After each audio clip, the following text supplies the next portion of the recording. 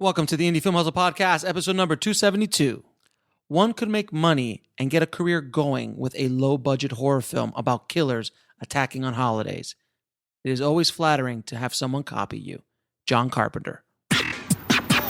Broadcasting from the back alley in Hollywood, it's the Indie Film Hustle Podcast, where we show you how to survive and thrive as an indie filmmaker in the jungles of the film biz. And here's your host, Alex Ferrari.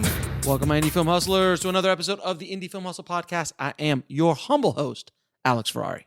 Today's show is sponsored by Black Box. Black Box is a new platform and community that is all about financial freedom for filmmakers like you. If you join Black Box, you will be transformed from being a worker to being a maker of your own content. And you'll be making steady passive income from the global market. Black Box currently allows you to upload your stock footage once, get it to many global agencies, and then allows you to share that passive income stream with your collaborators. Whether you want to submit old footage that's been sitting around in your hard drives or create brand new content, Black Box is for you. It's really quite revolutionary. With Black Box, filmmakers can concentrate on making great content while Black Box takes care of all the business BS.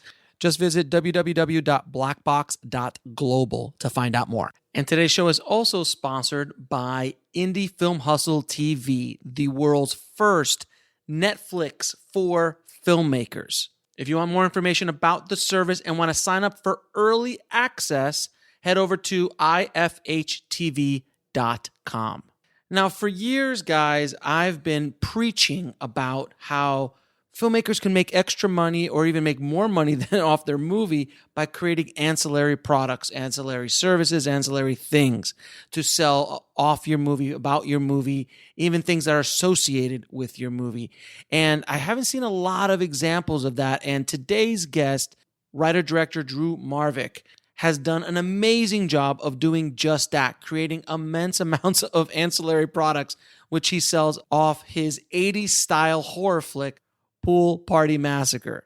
And when Drew reached out to me to be on the show, I did some research on what his film was and what he was doing, and I was super impressed because he was able even to make, not only lunch boxes and t-shirts and hats, but also created hats about just the genre that he was selling and was able to make money off of that. But more impressively, he actually made VHS clam case copies of his film to sell to the public. And he knew his audience very well because horror fans, especially 80s horror fans, love those VHS copies of their movies. Is something that's so unique and something that's not happening very much anymore because there aren't, if any, guys making VHS copies of movies out there for retail. And he also made a bunch of other products that really just target his audience. And he knew his audience very well because he was part of his own audience. He knew that community very well, and he's gone to tour with his film to different conventions, horror conventions, and he just sells out constantly. And it was a great inspirational story, and I wanted to get not only the broad strokes, but I wanted to get in there in detail and find out how much he's really making, how much money he's generating, what he's doing, how he's doing it, how he was able to make his movie, which also took him over a year. That's a whole other story we're going to get into. But it was a really great story about a filmmaker understanding their audience, building product for that audience and selling it to that audience.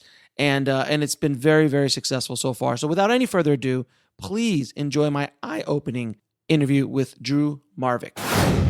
I'd like to welcome to the show Drew Marvick, man. Thank you so much for being on the show, brother. Dude, thank you for having me. Yeah, man. You reached out to me about your movie Pool Party Massacre, which obviously, if the Oscars don't acknowledge it this year, it'll be a travesty. Yeah, I'm assuming it will. I already bought a suit. But when I saw what you were doing, man, I had to get you on because I wanted to talk to you not only about the movie, but about a lot of the other stuff going on behind the scenes of what you did and how you marketed it and sold things and stuff. So before we get into it, how did you get into the business in the first place? I've always been fascinated by the business. I mean, I grew up watching movies and practically living in a video store, not literally living in one like you did. But so it's always been a part of my life. So when I got to high school, I took photography classes, and I actually took video television production in night school and got a certificate when I was 17 that certified that I knew how to produce a video, I guess. Turn on a camera? Got it. Yeah, exactly. Got it. I mean, that was really about it. I could put it on a tripod too. And what type of camera was that, by the way?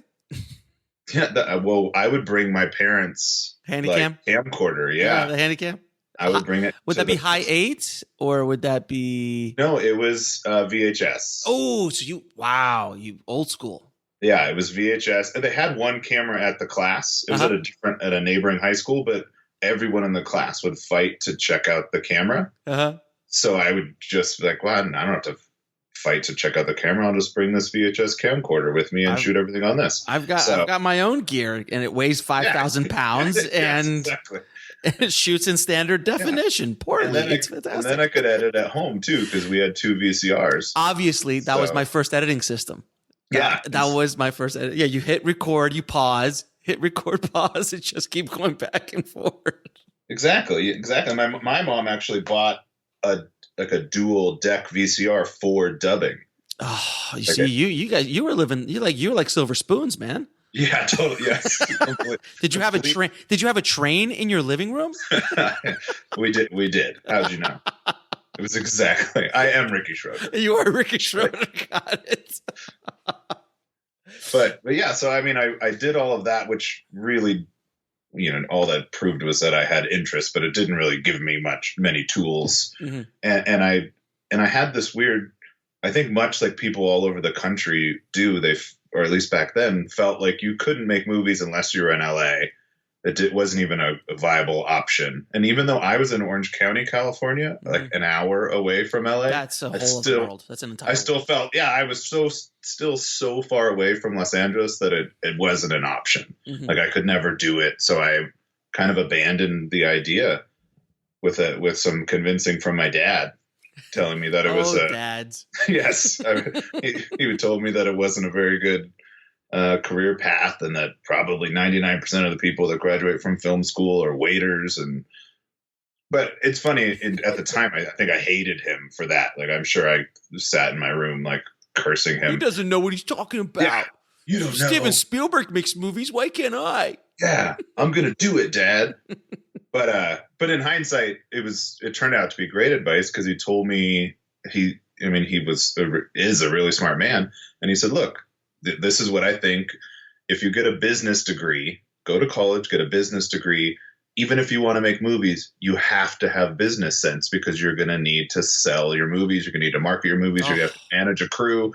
He said, so no matter what, I'm not telling you to give up, but just get a business degree.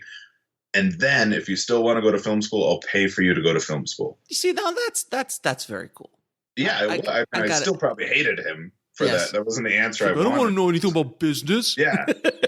And I don't know if that's a good impression of you or not when you were that age. I'm doing the best. I'm doing the best. It's probably spot on. but yeah, so I took his advice, and I got a business degree, and I managed. Then I moved to Vegas to go to college. I managed nightclubs and worked on the Strip for a while, and then kind of fell back into film. Like I had employees that were in film school, and I think that's what started it all, listening to them talk about going to film school and PAing on commercials. And so then I went and PA'd on a local Las Vegas commercial, and that was the end of it. Like, I quit my job. I started PAing. I was only supposed to do it for a summer. Right. I told my wife, like, I'm just going to take like 3 months off.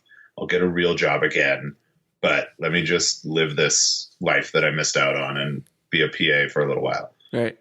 And that summer turned into, it's been like 15 years. I still don't have a real job. Yeah. And do you still have the wife?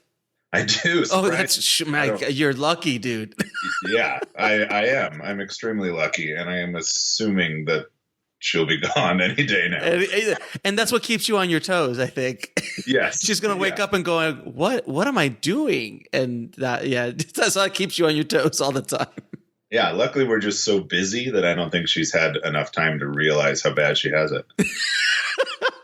Exactly. As soon as my kids are out of the house. I think, second they're like, you drop them off at college, she's just going to turn you like, this is enough. I should be like, oh, it's you still? That's hilarious. All right. So, and you've been doing, and what have you been doing in the business? You've been, I'm assuming you haven't been PAing for 50 No. years. So I PA'd through that summer and then actually had the intention of getting a real job again because I actually made really good money managing nightclubs on the Strip. Mm-hmm. And I didn't make really good money PAing on local commercials. Shocker. So, yeah. So I told the company, I was this one production company that had kept me busy through the whole summer. And I told them, look, I love working with you guys. You guys are great, but I have to go back to the real world and get a real job. And they said, well, hey, what if we can offer you a salary? What if we can make you our first ever salaried employee? It was a small production company here in Vegas. Right. And so they did. They couldn't offer me anywhere near what I made, but it was enough that I could live and I could be doing something that I loved. So I took that leap and went to work with them as a kind of, my business card said producer, I think, right from the beginning. But the only business where you completely catapult in status. Totally. Overnight. You're working 18-hour days as a PA, but then the next day, I've got a card that says I'm a producer. So yeah, I think I'm a producer. I think the first year my card said production coordinator, actually. Fair enough. I'll take it. And then, yeah, which was still like this huge leap. And then after that, I started, producing some of the campaigns. It was myself and the owner of the company that were producing spots. And so often he would be, shoot days would overlap. And so I would have to run a project. And so I think he was like, man, I should put producer on your business card. If I'm going to leave you in charge of something, that at least looks like I'm putting the right person in charge. So then I did that for years. I worked for them, and I'm freelance now, but I still work. Probably 80% of my jobs are through Abe Froman Productions. The sausage king of Chicago. And you're still with the same company? Yeah, like I said, I'm freelance, so I work for lots of people, but they keep me busy. It's about 80% of my commercial work is still through them. That's awesome. So that's your day job is working so that's my day job. That's what pays my bills. Certainly making low budget indie horror movies is not. Got you. Because my day job was post until I started directing more and more. But even when I wasn't directing all the time, I always had post to fall back on. So it's something, for everyone listening, it's so important to find that day job, that thing that creates that revenue. And if you could do it within the industry, all the better. Of course. That's the key. That's the dream. Yeah, exactly. Having a day job, having your bills paid is the most important thing. So whatever it is, but if it can be in the industry and you can be meeting the people that you're going to eventually make a film with, like that's, and learn from. I did a little bit of being here in Vegas. It's a smaller market for sure than in Los Angeles. So I was able to transition into like post-production supervising for a little while. And then went over to the ad agency side for a little while as an agency producer. And I've kind of bounced around and been able to do, I'm not great at any of those things, but I learned how to do all of them. And plus it's the Wild West out here. So sometimes you just get thrown into a position. There aren't very many people. So sometimes a producer will call me and say, hey, I need a teleprompter operator for tomorrow. Mine canceled. I'm like, I don't know how to do that. So that's okay. That's okay. There's a manual. Yeah. Like, I like you. I know you're not going to cause problems on set. You're easy to work with. I'd rather have you than someone that knows what they're doing that I hate to be around. And that seems to happen to me often. And that's how I've learned a lot of the things I've learned. Isn't it valuable to be a nice guy? It completely. Yeah. It opens a lot of doors if you just don't completely suck to have around. That's absolutely true. And it's funny, as you tell your story, that's kind of how I got my start. I started in commercials. I worked at a production house for a while and did the exact same thing. So it's a good training ground. It totally is. And PAing itself is a great training ground. I learned a ton. I think what made me, I guess, more valuable as a PA, and the reason why I maybe was able to jump up faster is just because I had one thing that a lot of the other PAs coming out of film school didn't have, which was customer service skills, I think is what I would call it. Like I came from a retail background and then a service-based industry being restaurants and bars and nightclubs. So I could communicate with people, and I knew what not to say and how to say certain things so that the producers could trust me to pick up the director from the airport, or the client, even better, from the airport, and not ruin anything. And that actually was a big asset. And now that I understand the position that I'm in, that there's certain people that might be great on set and I wouldn't want to necessarily operate without them, but I could never trust them to go pick up the client. You can't set them alone in a room with the client because something's going to go wrong. Yeah, exactly. And so I think that's one thing that helped propel me a lot also. So how did Pool Party Massacre come to life? Pool Party Massacre. Geez, that's a really good question. Why did I unleash this movie on the world? Yes.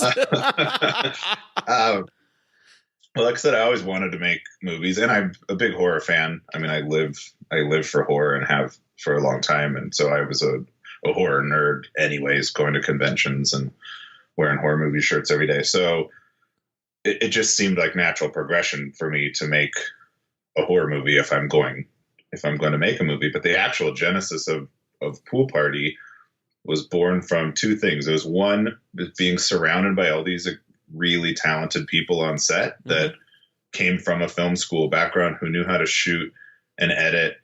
They were a predator. They knew how to, as you say, they knew how to do everything. Sure. And here I am. I have a good head on my shoulders, and I can manage the budget and I can manage the crew, but I don't necessarily shoot or edit. I don't have gear. I can't light the scene. Right. And I had people that could do all of those things and owned the gear and wanted to make movies. That's all they wanted out of life, but were afraid to take the next step, or were already so jaded that they've given up. And I was always the person on set saying, no, let's make a movie this weekend. Who cares? Who cares if it sucks? Let's make a movie. And they would all laugh at me. And so it was half, I was already ready to make a movie just to spite all of my friends, my crew member friends. But then the real match that lit the fire was my friend Brian Mills, who is one of those people. He has his own production company and he shoots and edits, does a lot of corporate stuff, called me and said, "Hey, I just got a new camera. I'd love to shoot some test footage. I'm really excited about it. It was a Sony FS7. And he said, it shoots 4K. The images are beautiful. So I just want to let you know in case you need it, a camera package." And he said, and also, if you happen to know anyone that has a script, I would totally I want to shoot a feature on it. I would shoot a feature for free if somebody had a script that was ready to go now. Well, that's the magic word, isn't it? Of course. And so instantly I said, "That's so funny. I have a script that's ready to go." What a shocker. Yeah. It's weird that you chose me to call, that it's sitting right in front of me. And which obviously I didn't have a script. I had never even written a feature script ever at that point. Also, you were completely BSing him. I love it. I'm like, I have Final Draft on my laptop. I think I could make a script. So yeah, completely BSing. And he got excited. He said, "Oh, what's it called?" And Pool Party Massacre just popped into my head. You gotta be kidding me. It just literally the day before, there was a photo shoot in my backyard. A friend asked if he could use my pool for like a sexy photo shoot. And I jokingly said, "Man, it would be cool if we made a movie like we'd call it Pool Party Massacre about the photo shoot that they were doing." Right. And I think it was just still in my head from that day earlier in the week or the day before. So I just blurted out Pool Party Massacre. He said, "That sounds like a great title." Send over the script. And I said, "Oh yeah, let me just, polish it up a little bit. Give me a week." Give me a week. I polish it up a bit. Yeah, I haven't read it in a while, and give me a week. And he knows all of this now. I admitted it to him later. Sure. But so I locked myself in my office for a week and wrote the first draft of the script and sent it over. And he had a month until he was moving out of state. So he had not taken any jobs. And then that move got pushed back another month. So he's like, "I have 30 days. I could probably," that's why he agreed to do this. He's like, "Look, I have no work." And so I pitched it as a project that we could start that day. I mean, we have 30 days to go from me handing you the script to, being done with production. So I was like, we're going to make it for $11. I don't know why I picked $11. No, did you make this movie for $11? No, thank God. Like I didn't. Thank you. People might watch it and think that I did, but I didn't. But I mean, food alone. Of course. Well, but that was I think it was just a gimmick, and Sure. I was like, well, we'll make it for $11. I'll play like 4 roles. My wife will play 4 roles. I'll get my kids to play roles. Like, let's just make a movie. I just want to make a movie. Sure. That was really all it was. And luckily, he read the script and said, hey, let's maybe. We'll be right back after a word from our sponsor. And now back to the show. Like up the ante a little bit, and cast some actors. There's some merit to the script. Mm-hmm. So I did some rewrites, and we ended up moving forward from there, and decided to spend a little more than $11. I think. What was the final budget of the movie? If you don't mind asking. The shooting budget ended up being $6,000. All right. Okay. Yeah. And then all said and done, it was about 10 after post and the artwork and some other costs, an aggregator and things like that. Got it. And so all right, so you're starting to produce. How long did it take you to shoot the movie? 6 months. 6 months, but he had 30 days. Yeah. So then, then his house fell through, which bought us a little more time. He was moving to Orlando, and something happened with the house. It didn't pass an inspection, and suddenly he was going to be homeless for a couple months. And so that bought us a little extra time, but we never intended to shoot it over 6 months. That would be ridiculous to actually make a 6-month shooting schedule. So then how many actual days did you shoot?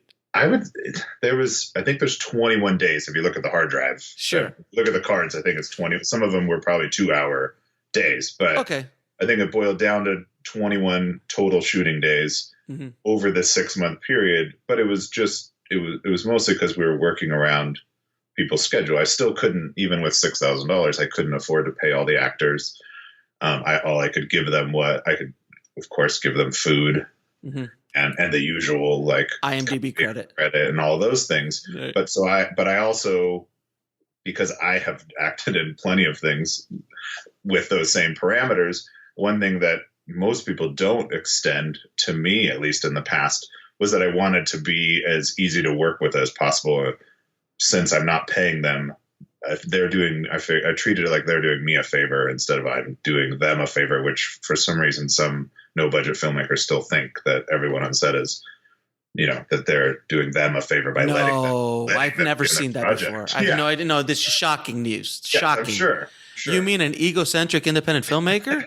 Yeah. No. It's crazy. It's crazy talk. That's crazy talk. But we'll continue.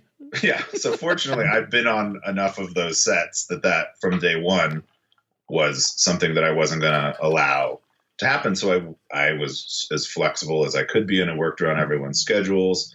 And as working actors, they fluctuated a lot. And of course, when they called and said, "Hey, I have a paying gig all of a sudden this weekend, can we reschedule?" I would always say yes. Yeah, of course, you got to pay the bills. I get it, but let's do our best to find some time. So that's why it grew into this 6-month production, which then every day longer it goes, you get more problems. Brian, who ended up shooting and editing the movie, did move to Florida halfway through. So that created a new problem. My lead actress moved to LA. That created some more problems. Another one got a boob job halfway through the movie. Like there's all these things that start happening the longer that it takes, that become like a comedy of errors. Right. Hair starts growing and changing. Completely. Yeah. People lose weight. I mean, my lead actress also lost a bunch of weight. She had a breakup. And so when she watches the movie, she's like, "Oh, it's so funny. You can see the point where like I broke up with my boyfriend." Or, how long does this movie take place? What's the time frame in the actual movie? It's like a day. No, and comically, it takes place in real time. So it's even less than a day. So it's an hour and a half or something. Yeah, so it's like it takes place in 80 minutes, and people are losing weight. There's flowers blooming behind like conversations. I mean, that is absolutely weather's changing. Oh, completely. We started shooting on Black Friday, the day after Thanksgiving, right?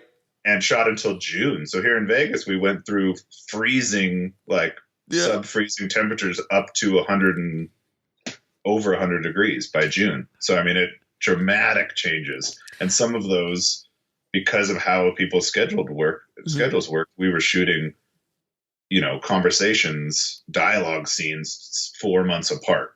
Oh, jeez, that's brilliant. But luckily, if I was making a serious movie, this could have been extremely detrimental. But luckily, I was making this no-budget love letter to 80s slasher film, so I could embrace, in a way, some continuity errors. And I wanted to even include some and just make it this, what I kept saying that this is, if I could take my 15-year-old self and bring him to the present time and tell him he could make a movie, this is the movie that he would make based on what he was into, what I was into when I was 15. That's pretty cool. So that was kind of what I was going for. So I was embracing some of the,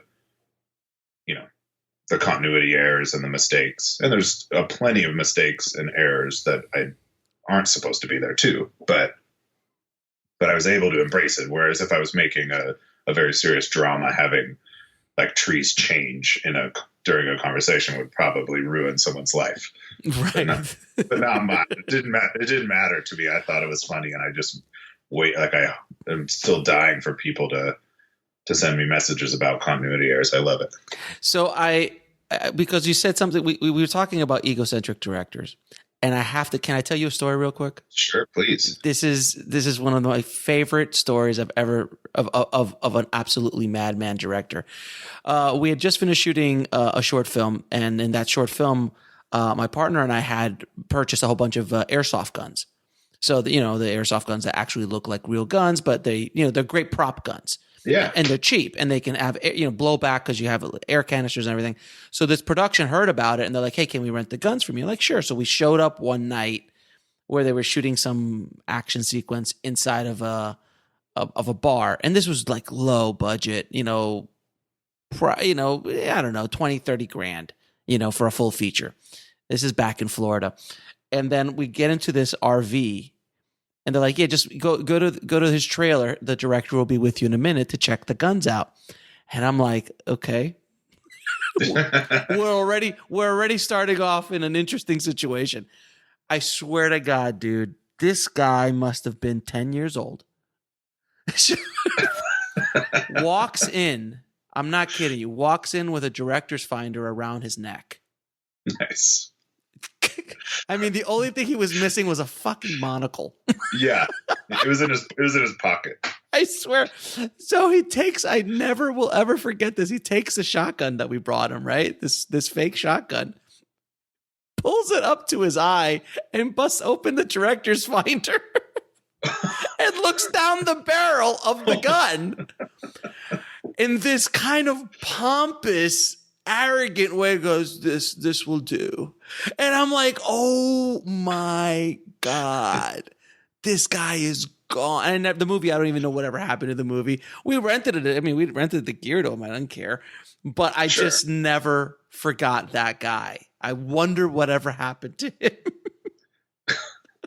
Yeah, I want to know too. Yeah, when you find out, will you let me know? I mean, seriously, I didn't mean to stop the interviews flat like that, but I just had to put that out there into the universe. I needed that story to go out there. So whoever's listening and has a director's finder, which by the way, wasn't a proper director's finder. It was like a 16 millimeter director's finder you would get in film school back in the 70s. So it had no relevance to any lenses you might be using on that set.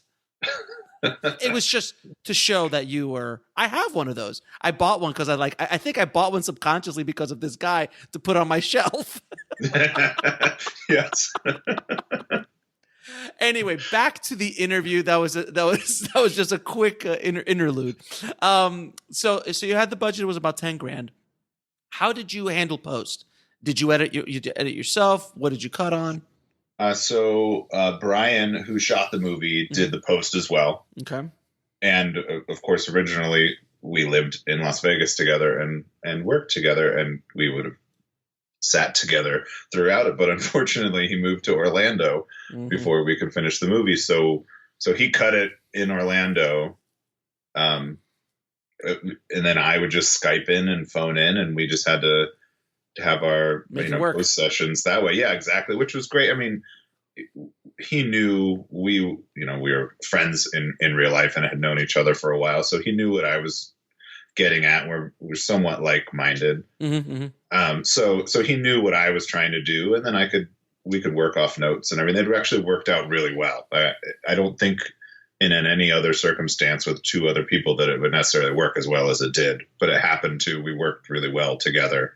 So I mean, there are plenty of times where I had to like get him to trust me. I'm like, Brian, no, this is real. Like, I really want it to do that. And he's like, no, that doesn't make sense. That's stupid. I'm like, no, I know it's stupid. I'm not trying to tell you that it's not stupid. I'm just trying to tell you it's what I want. Now, when you finished the film, did you have a marketing strategy? Did you have one going before? Because you do have a business degree, so there's a lot of pressure on you. I do. So you'd think that I would know what I was doing. But for some reason, I took the opposite approach and had no strategy at all. I mean, and I was aware of good strategies, and I have done research, and I knew what I was supposed to do. And I think that's why I didn't do it, because I knew is what I was supposed to do. Mm-hmm. So really my only plan going into it from day one was that I was going to reject all distribution offers, assuming that there was even one. I was about to say, you're very self-distribute. Okay. That was and I live in this world of low budget indie horror. So I did actually know that there were people that no matter what I made, I could hand the movie to and they would distribute. Right. I mean, I was aware of people like Lloyd. Oh, like you could call Lloyd right now. I could hand the movie to him and say, "This is yours for free," and no matter what it is, and he would probably release it in some fashion. Absolutely. And so I knew. And then there's plenty of companies, sub Trauma, that would do the same. So is there such a thing as sub Trauma? Oh God, yes. You just wait. One day you're going to go down a wormhole. I actually went to a couple of horror festivals, where Robert Englund and all those guys go on to sign and stuff like that. We were promoting our short film, and it's an interesting universe. It is, and that's where I live. I live in that universe, and I am running for mayor. Yes. So those are my ambitions. So if you want to put that into perspective, fair enough. That's where I'm at. But so going into the movie, the only thing I knew is that I wanted to self-distribute, not because I thought it was a good business plan or a smart idea, but because I wanted to learn as much as I could about the process of taking a film from, shooting to delivering and to market. Mm-hmm. Even if it's on the small scale of this micro budget, I wanted to know everything about it. And I figured the only way I could learn is if I did it myself, even if it's through failure. Mm-hmm. I'm gonna learn the most that way. So and it was like treating it like my film school in mm-hmm. a way too. And a $6,000 lesson, as far as film goes, is pretty cheap. I'm getting off even if I fail, it cost me $6,000 to learn all this. Then yeah, exactly. I mean, it's not the budget. If you lose it, which you won't, you'll make something, but it's not you're not gonna lose your house. Exactly. And it was and Brian became my producing partner. He not only shot and edited it, so we actually split the costs, and so I mean we were each it was easy to convince him of that as well, because we were each only in $3,000. Mm-hmm. So and I promised that I would make him his $3,000 back over the next 100 years, and he believed me. So that was the only thing I knew, is that I wanted to self-distribute, and I did. And I was lucky enough that because of the artwork. Yes. By the way, everybody listening, the artwork on this is amazing. It's honestly one of the reasons why I asked him on the show, because that artwork showed such a level of professionalism, even though the movie obviously doesn't. But not an ounce. No, but in all seriousness, though, I saw that and I said, well, I know that he understands marketing, because you knew who your core audience was and you designed that poster and that artwork for that audience. Like it literally could sit up on a shelf with any other 80s horror movie without even thinking twice. You think it would cost millions of dollars comparatively to some of those movies back then, purely on the artwork. So it was a wonderful, wonderful piece. So I'll have a poster. I'll have the poster in the show notes, guys. Yeah, awesome. And that was part of my plan, like embracing the self-distribution. I made kind of a checklist of the things that I thought were important if I'm going to market. And I'd also heard all these stories about how, if you sell your film, and then you still have to market it, because if you're on this level, they're not going to put any money into marketing. Mm-mm. So you end up just marketing it yourself anyway. So I thought, if I'm going to have to do all the work, then I might as well be in charge of its destiny and be able to pick the artwork instead of putting that in someone else's hands. So I had this list of things, and one of them was to have amazing artwork, because that is how I remember the movies from my past and from my childhood, is based on the VHS box art. And that was how I picked movies. I mean, I didn't know what they really were, but it was the title and the art. So I knew the art needed to stand out, and I wanted it to hit my target audience. So I found this guy, Mark Schoenbach, who had done a bunch of indie horror art already. I mean, he was a working artist in the horror world, and I tracked him down and begged him to let me hire him to do the art, and we bonded right away, and he got what I wanted, and this turned into what you see and what you were just talking about. So it's so important. I can't express enough to everyone listening how important that art is in the trailer as well. But that art is the first thing that people will see. It's instant. You could put it up on a Facebook post or on Twitter or Instagram, and people will see that more than will watch the trailer. Just like the poster will be the most thing everybody will watch, then the trailer will be the next thing, and then finally maybe the movie. But those two pieces of marketing are so important, and especially that poster, and that's what caught my eye. Well, I think it's it's the only reason I think anyone gave the movie a chance. Really, honestly, I mean and I knew that going into it, so that's why I treated it like this. I mean, the movie itself, some people seem to enjoy it. It's a wacky little $6,000 slasher film. But I knew I needed people to give it a chance, because it's in a sea of other no budget and low budget horror films. Oh, and most of them are slashers too. So if it's going to stand out, it's going to have to be the first things first is the artwork. And so, and whether you know it or not, from my perspective, looking at it objectively, by creating that artwork, you stood out because you actually went into a subgenre of horror. Because you're not just making a slasher flick, you're making an 80s style slasher flick. Because anyone who knows anything, who sees that poster, says, "Oh, that's an 80s slasher flick." And you were targeting that core audience, which, as I've been saying for years, the riches are in the niches, and you just kept kind of going down. So you didn't just make a horror movie, you just make a slasher movie. You actually made an 80s slasher movie. So you kind of really, focused where your core audience was, and where you live, where you are running for mayor. Yes, exactly. Yes, my constituents. Your constituents. So, but you knew who your audience was because you are that audience. I did, and I hoped that was accurate. Like I felt that that I was one of these people. If I was going to lump my audience in, that I'm one of them, and so I kind of just did what I thought I would want to see and what I would want to give a chance to, and luckily it worked. I guess.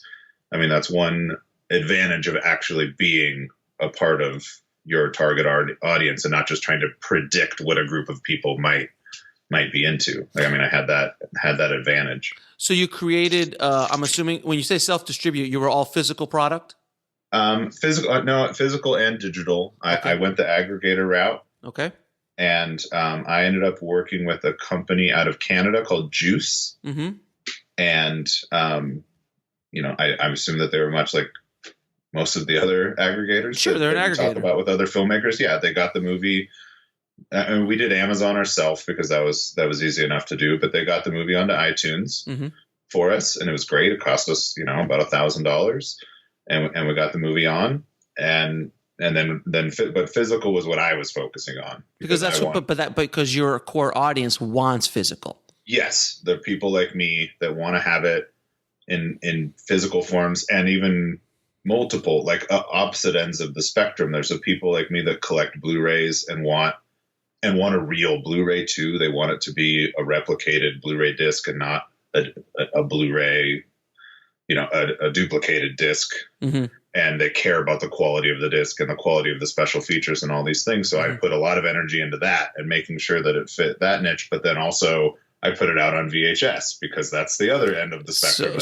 And we need to stop right there because I saw the VHSs and you had it in pea yellow, if I remember correctly. Yes, pea in the pool yellow. Pea in the pool yellow and algae green. Yes, as colors.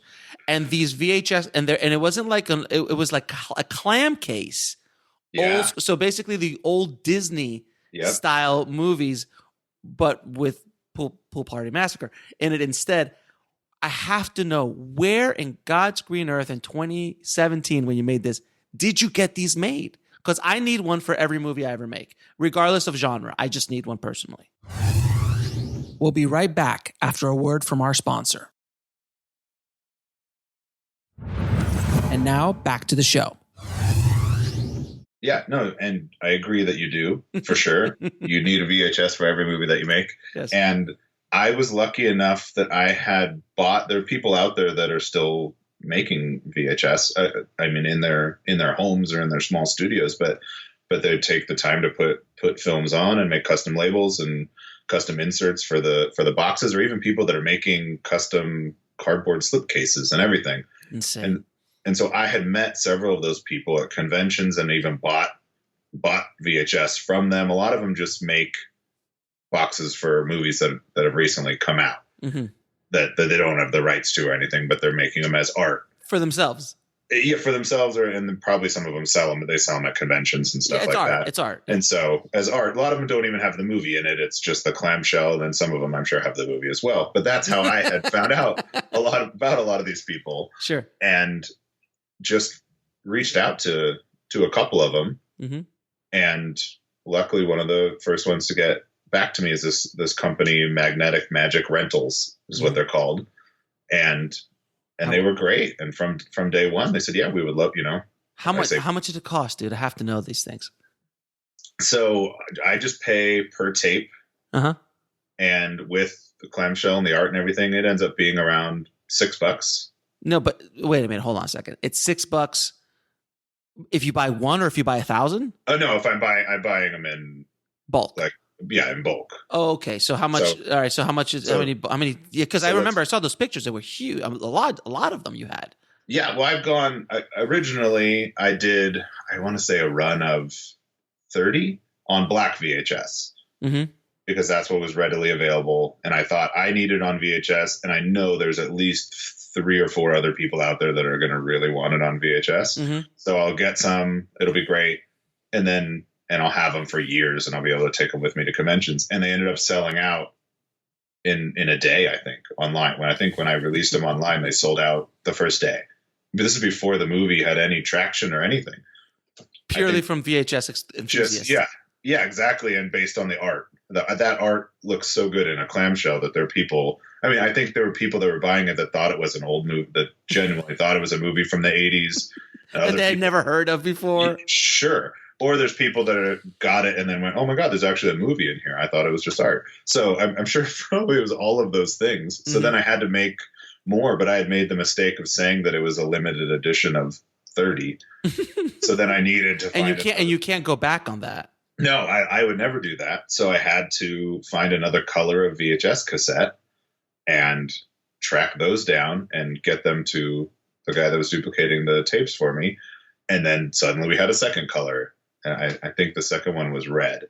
And so now we've gone through 9 waves of different colors, because every time I do one, I assume no one's going to buy them. I'm like, okay, now everyone that would want it has one. So, but then they sell out again, almost like in a day. And then we're now on to the algae green, which has been our largest edition so far. I made 79 of them, one for every minute of the movie. And so how many of these have you made, dude? How many of the VHS have I made? Yeah, total VHSs. I haven't totaled it, but I mean, it's definitely in the hundreds. And you've sold all it. And what do you sell them for? I sell them for $20, same as the Blu-ray. That's insane. And it's a little bit more expensive to make the VHS than the Blu-rays, right? Yes. Oh, yeah, definitely. Yeah, it costs a little bit more to make. And there's a little bit of time and effort that goes into them, too, on my end. Like, I actually go to thrift stores and buy old Disney movies on the clamshells and look for good clamshells that don't have cracks in them, but have a little bit of wear and then I have to bring them home. I have to scrape, the gum off them from the Goodwill sticker and prep them and get them ready. And so I have if I kept them. So you don't have the cases. You actually go out and find the cases for them. Yeah. I don't think that anyone makes cases like that anymore. Holy cow! Yeah, so I go, and so does Magnetic Magic, the guy that runs that. He sends them with cases too, and he does the same thing on his end.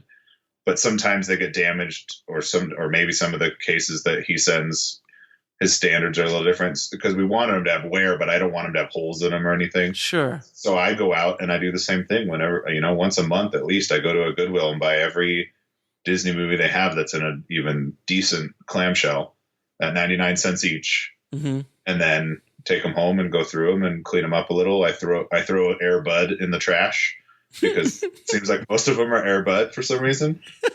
And then, yeah, you're not getting the classics. You're getting Air Bud. No, and unfortunately, and the classics are the ones that are usually damaged anyways. But the Air Buds are pristine. I mean, they're still intact.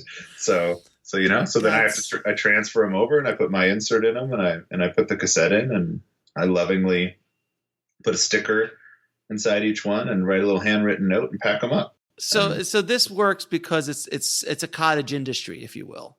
It is, and it's a big industry right now. No, it's a huge industry. No, but when I say, but for you specifically, it's like a mom and pop operation, because if all of a sudden you had 2,000, I need to buy 2,000 claim cases, you'd be like, I can't. Yeah, I would have to have a team of people to go to every Goodwill store and from between Las Vegas and LA. Yeah, exactly. So no, and even finding the VHS now has gotten really hard. Like I have people reach out to me regularly because they see me releasing the colored editions and they want to do that with their films. Sure. And they want to how did you find these yellow tapes? Or now it's orange. I've had multiple people, because I did an edition on orange cassettes with Halloween coming up. A bunch of people want to find orange cassettes. And I said, look, I was lucky enough about a year ago. I found a place out of LA, like in the Valley, that had some. They had about 50 of every color that they'd ever stocked. And I just bought all of them because I knew that I might not find them ever again. So now I'm dwindling down. But I originally just bought their entire stock it was like 380 blank VHS tapes in various colors. That's amazing. But there are obviously there's still duplication houses. There's people that still can duplicate VHSs and stuff like that. And you're just finding the colors. I mean, it's pretty. You can tell there's a lot of love here.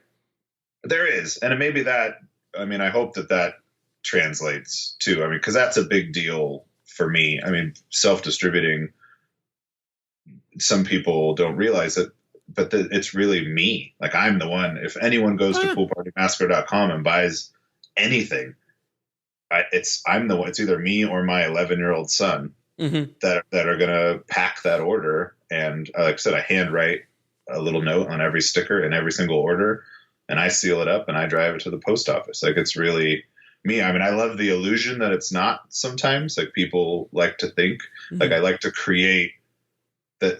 Like I treat the movie like it's Star Wars. I say that when I'm at, which I've heard you say, which was funny because that's what I was always said in the beginning. I'm like, look, this is my Star Wars. It's not as good as Star Wars. It's nothing like Star Wars, but for me, this is my Star Wars. So I'm going to treat it like that. And I'm going to, do the best, present it in the best light that I can, which is why I have all the different merchandise. And I go to a convention and I have this giant, beautifully printed, sublimated banner and movie props. And I bring my own tablecloth and because I remembered going to conventions and seeing the indie filmmaker who didn't even bring a tablecloth and would have a stack of 10 DVDs and himself sitting in a chair, hoping that you would walk over and buy their movie. And I thought, man, this guy knows nothing about marketing. So then you are going to festivals and conventions and stuff like that and selling, just literally hustling it. Definitely, yes, completely. I mean, I did a proper festival run when the movie was done.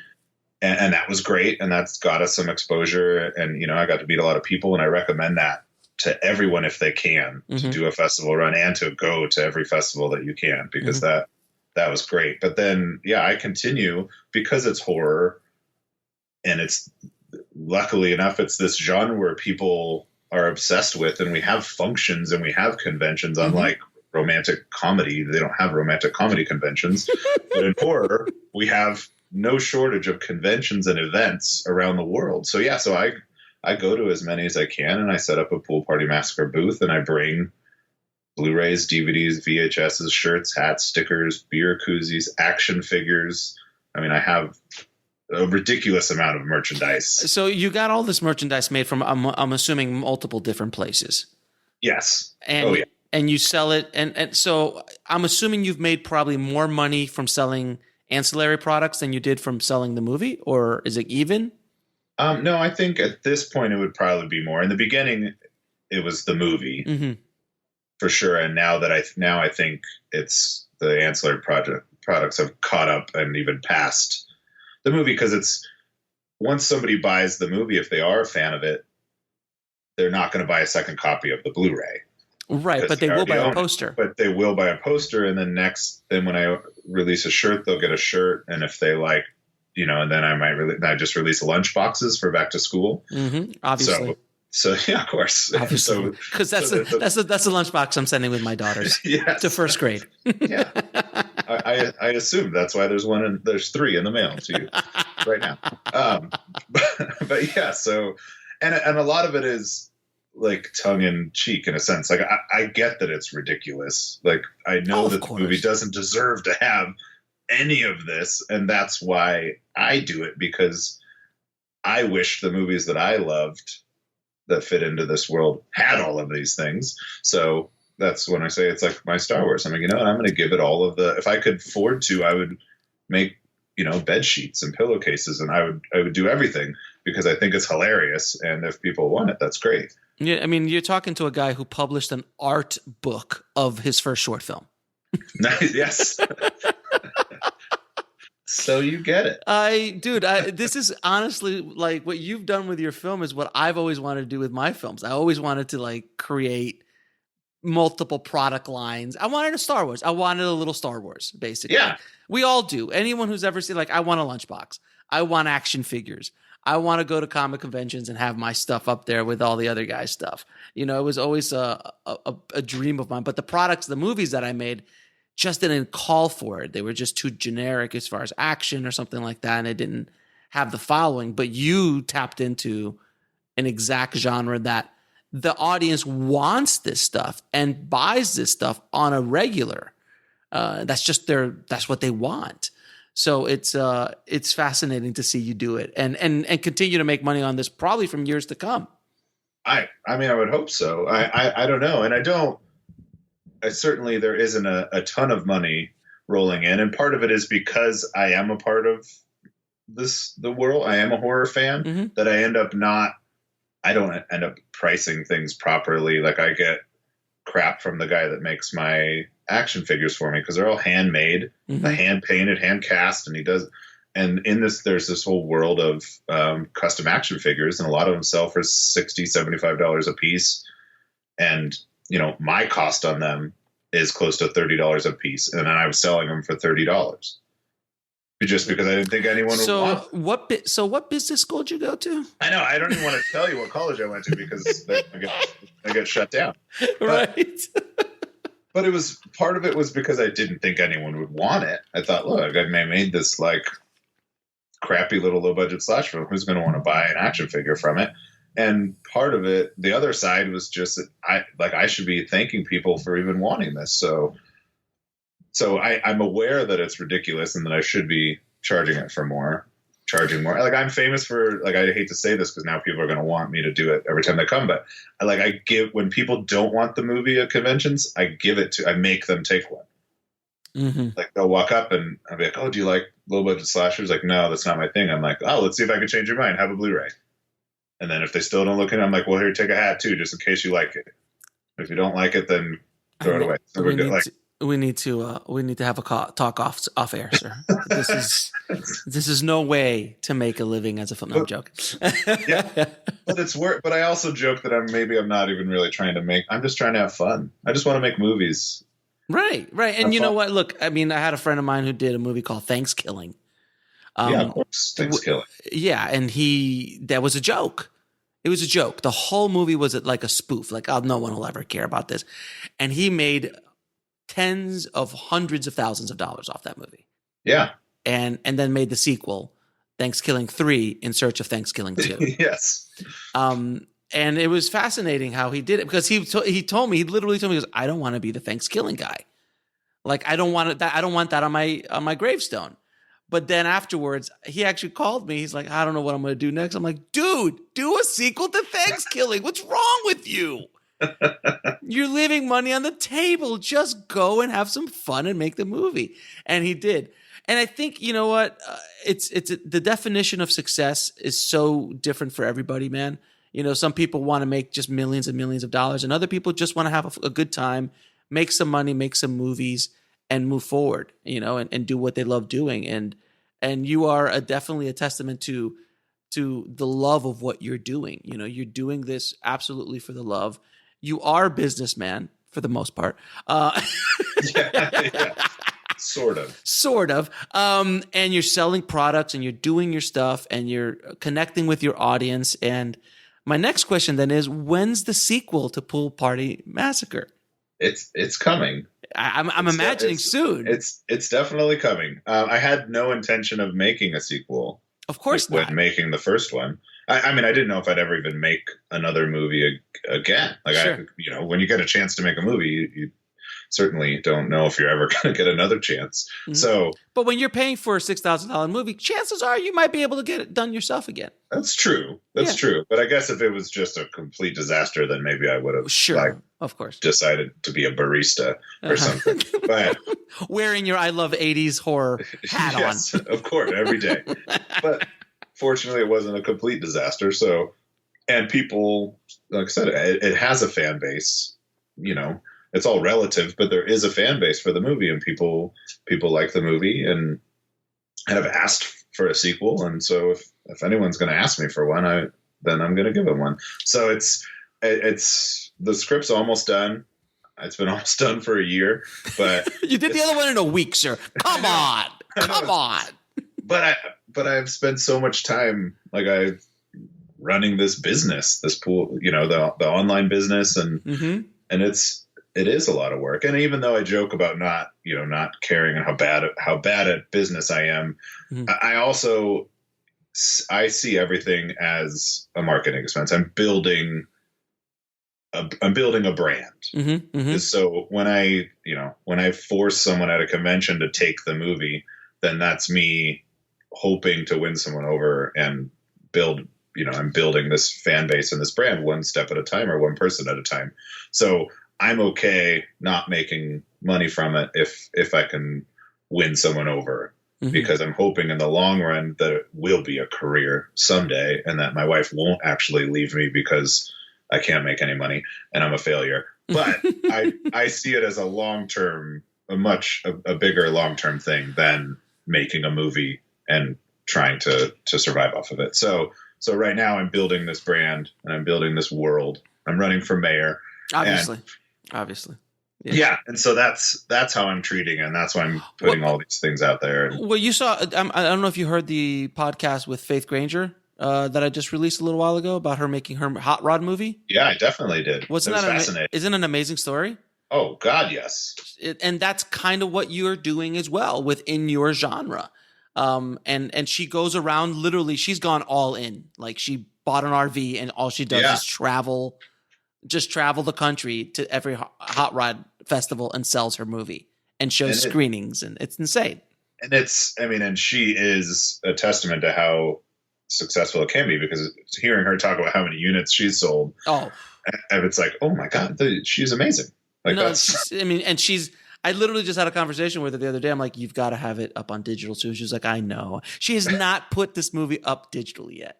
It's strictly DVD. Just DVD, not even Blu-ray, right? Not even Blu-ray, strictly DVD, and that's it. Yeah. And it's insane.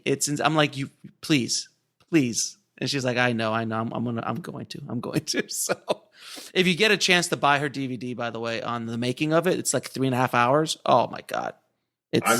I'm dying to see that, actually. So I'll definitely buy the DVD. I want to watch the movie as well, but I'm honestly more excited about the making. Oh, it's amazing what she did. But so and listen, I think what you've been able to do, man, is pretty freaking remarkable, dude. And I think you have a golden opportunity to actually start building out a real business around this genre of horror movies, where you can pop these out for $5 or $6 grand once you get a system in place.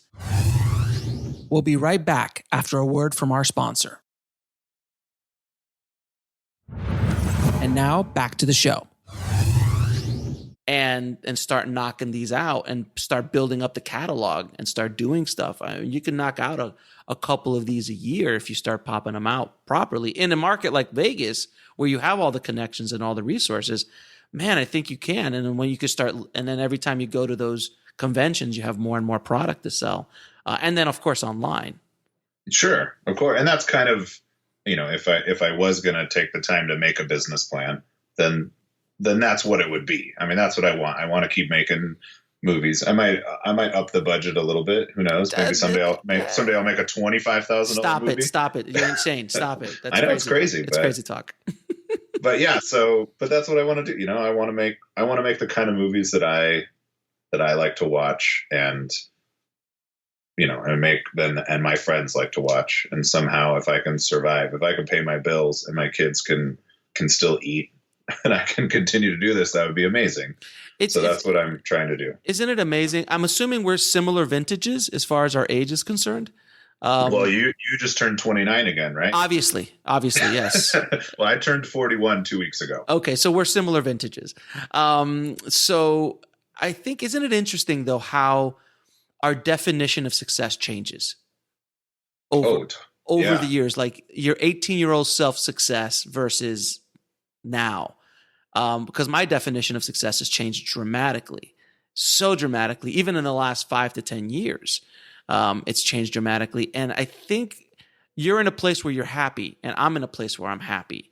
And we're not making millions, but we're happy. And in similar ways, you're providing a service, you're providing joy to your audience through your work and what you do. And I do the same thing. And all you can really hope for in life is to be happy, really.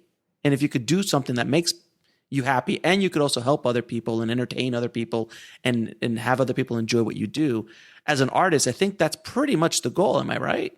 Yeah. I mean, one spot on. Like if I just want to, I want to have fun, and I want other people to enjoy what I'm doing. Like that's it. That was my goal with this movie, and it's my long-term goal. That's awesome, dude. That's awesome. Well, I'm going to ask you those questions that you're scared of. I was gonna prepare for him too, but of course you didn't. So here you are. Of course not. What advice would you give a filmmaker wanting to break into the business today? I mean, I think I'm more in a position of seeking advice than giving advice. I mean, we've already established that I'm a horrible businessman. You have made a movie. You are selling a movie, and as of right now, I'm assuming it's in the black. It is. So, my friend, you are in the top 1% of 1% of filmmakers who ever have an idea to become a filmmaker. So you have some advice to give. I guess. Like I'm like the Tony Robbins. I'm trying to build you up. I'm Tony Robbins, dude. You know what, Alex? You're right. I do. I do have advice. I'm good enough. I'm bad enough. And gosh darn it, people like me. I mean, I think what works for me, and maybe this wouldn't work for everyone else, but a big thing for me was just like not being afraid to fail, was not being afraid to suck. Like the people that I work with that are much more talented than I am and probably have better ideas than I do but they're afraid to do it because they're afraid they're going to fail and they're not going to make Pulp Fiction. Like their first movie is not going to be amazing. And here I am. I'm like, maybe I'm lean too far in this direction, but I say, who cares? Like, I don't care if no one likes the movie but me. I can say that I made a movie, and to me, that's like such a huge achievement, that's my first goal, is just making a movie and saying that I completed a movie and it's actually done. Like that's my goal. So, and if it sucks, it sucks. I'll embrace it. Like I'm good at sucking. Like I suck at a lot of things. So that's okay. If I can make a movie that doesn't suck, that's even better. But I'm not afraid if somebody doesn't like it. I'm not afraid of a bad review. I love bad reviews. I try to communicate with the people. I even actually I was upset that I hadn't had a really bad review right when the movie came out, probably because not enough people had seen the movie yet. But I started looking for people that gave scathing reviews to similar movies to Pool Party Massacre, and I reached out to them and asked if I could send them a screener copy, and did, and then got some bad reviews, and I felt it made me happy.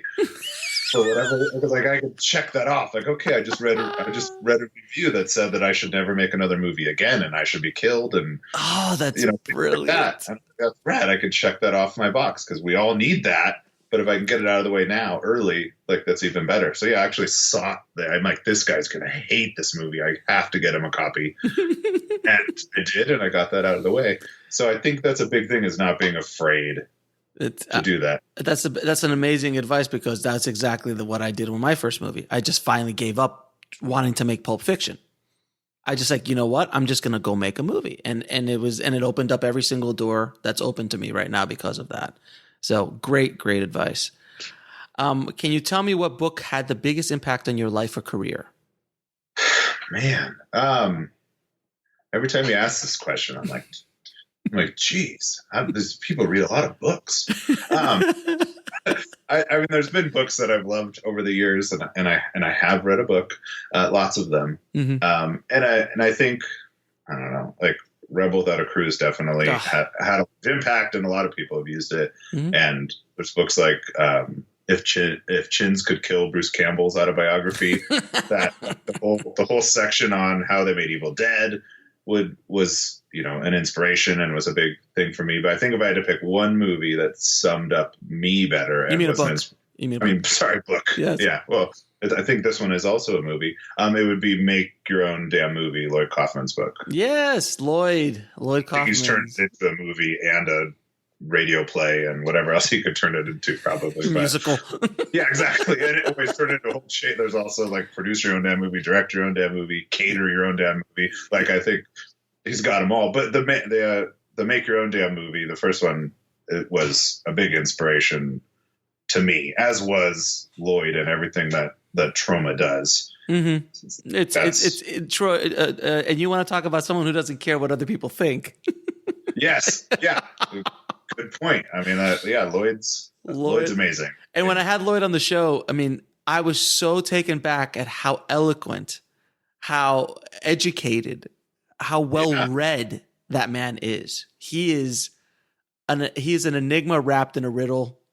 Yes. Oh, completely. And I've had the pleasure of meeting him several times and working with him. And I've been in a Troma movie. And so he's a wonderful human being. He really is. He's an amazing person. And I'm sure he's not the person that my parents would want me to call a role model, but fair enough. He is definitely a role model of mine. So his book, I'm going to pick his book.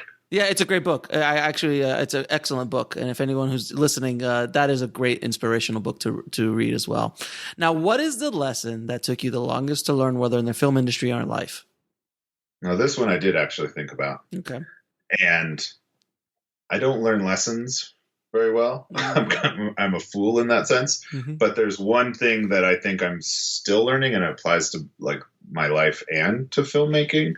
And it's kind of just to let other people help, to accept help from other people. It's something that I am not very good at, and not because I think that I could do it better. And it's not the, if you want something done right, do it yourself mentality. It's kind of the opposite. It's like, I don't want to burden people with my wacky ideas. And so even if that's their job, even if I'm on set and they're paid to be the set designer, I still am like, well, I think this idea could work, but I don't want to bother him. He looks busy. I'll just try it myself tonight in the middle of the night instead of sleeping and see if it works. Like those kinds of things. So I end up doing everything myself, and it's something that you do out of necessity as an indie filmmaker, of course, but when you do it not out of necessity, it's just silly, because you're already doing so much that if you have someone there that is willing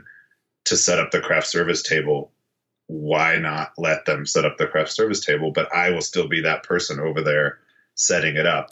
Got it. When everything else is supposed to be, when I'm supposed to be doing 23 other things. So I think a big thing for me is, just letting people help me. And someday I'll get it. I'm still learning it right now. Now, what are 3 of your favorite films of all time? I'm going to pick, because there's a poster right in front of my face, Return of the Living Dead. Okay. Which is definitely one of my favorite movies ever made. And I found it when I was in high school, and it had punk rock and it had zombies. It just had everything that I wanted. And it's just a cool classic 80s horror movie. I'm going to also pick The Greasy Strangler. First time ever on the show. So that's good. That's why I was like, you know what? I'm going to try not to pick Jaws. And for some reason, I picked The Greasy Strangler because I've, in the short time that it's been out, I've watched it probably 10 to 15 times since it's been out. And I just am fascinated. I don't know if you've seen it yet. No, I have not. It sounds, just the title alone. You need to see The Greasy Strangler. Okay. Yeah, even just watch the trailer. It's a newer movie, and it's just completely bonkers. Yeah, I don't even know how to describe it, but it's not what you're thinking right now. Whatever you're thinking, it's not that. It's a million times better. So, The Greasy Strangler and The Princess Bride. Oh, The Princess Bride. Yes. I love The Princess Bride. It's an excellent, excellent film. I don't know if The Greasy Strangler and Princess Bride have ever been brought up in the same conversation. Yeah, in the same sentence, let alone the same list of best of. I feel like Rob Reiner might be mad if he knew that. But still, The Princess Bride is it's a movie that's not, it's not even horror, but it's one of my favorite movies ever made. And it's so quotable. Yeah, oh God, it's amazing. Whoever who's listening who's not seen Princess Bride, you need to stop the recording and go watch The Princess Bride. It's an amazing, amazing film. Now, where can people find you online? I myself on any social media under Drew Marvick. Mm-hmm. I'm on Instagram and Facebook and Twitter, and that's the only ones I know about. I'm sure there's other ones I'm not on. But so you can find me through social media. I try to be entertaining and not political or serious in any way. So feel free to come follow my wacky adventures. And then also Pool Party Massacre. There's social media for Pool Party Massacre everywhere too. And poolpartymassacre.com as a hub where you can find all of our merchandise and see what silly product I'm going to unveil next with our art on it.